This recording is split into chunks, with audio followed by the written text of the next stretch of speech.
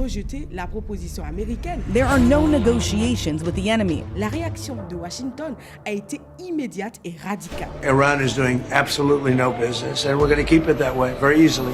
Comment sortir de cette impasse sans recourir à la guerre? Bonjour, bienvenue sur Vert de Mer TV. Aujourd'hui, nous abordons un sujet brûlant. On s'abonne et on partage la vidéo avant le grand déballage. Alors, nous commençons par une tension diplomatique majeure. Les négociations de haut niveau entre les États-Unis et l'Iran qui se tenaient à Islamabad se sont soldées par un échec. La raison principale, le contrôle du détroit d'Ormuz. Selon le média WION, le 12 avril dernier, la délégation iranienne a clairement posé ses lignes rouges. Téhéran exige la reconnaissance de son droit de contrôle unilatéral sur cette artère vitale. Nous allons donc ensemble analyser cette information que The New York Times a partagée. L'Iran a rejeté la proposition américaine de contrôle conjoint du détroit.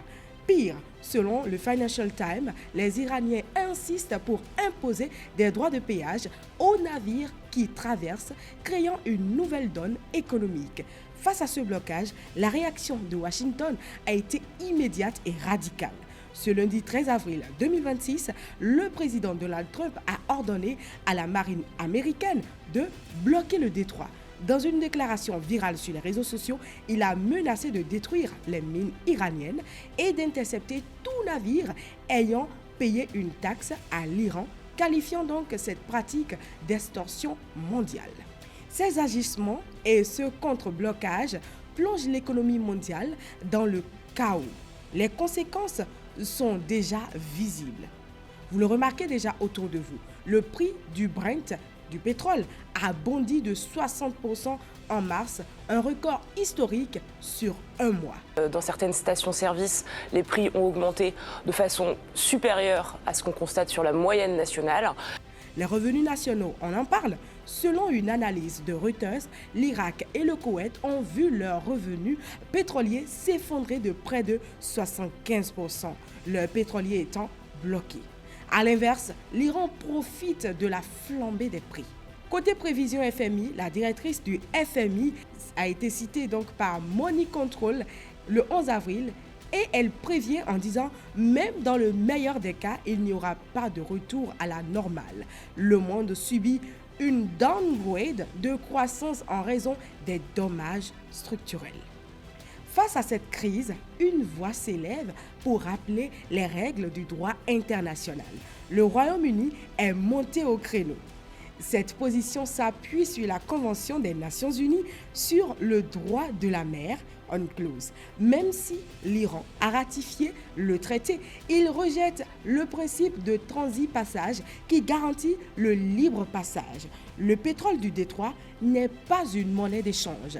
C'est une ressource naturelle dont dépend la survie économique de milliards d'êtres humains.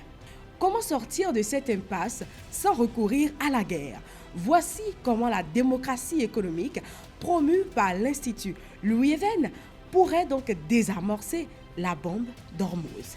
Alors, premier pilier pour sortir de cette impasse, contrôle citoyen et transparence ou encore la création de l'argent sans dette. Cela passe par la création d'un consortium international indépendant pour que toute la population mondiale ait une vue transparente sur la question du pétrole, sur sa gestion.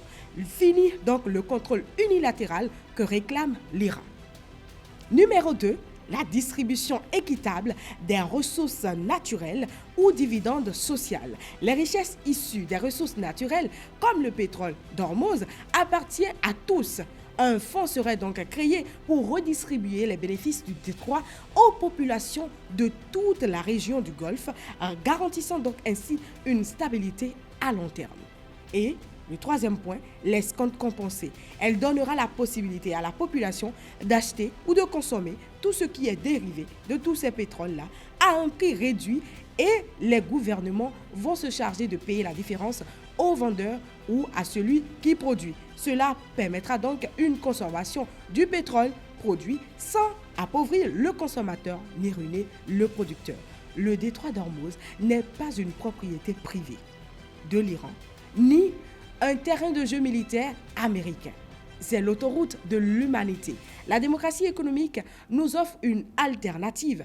Remplacer le racket par le contrat et le blocus par la prospérité partagée. La guerre n'est pas inévitable. La cupidité, si. Qui a développé la richesse du pays? C'est la population du pays qui a fait cela, oui. Ce qui motive notre joie, c'est la grande voix du peuple éduqué par Verdemain.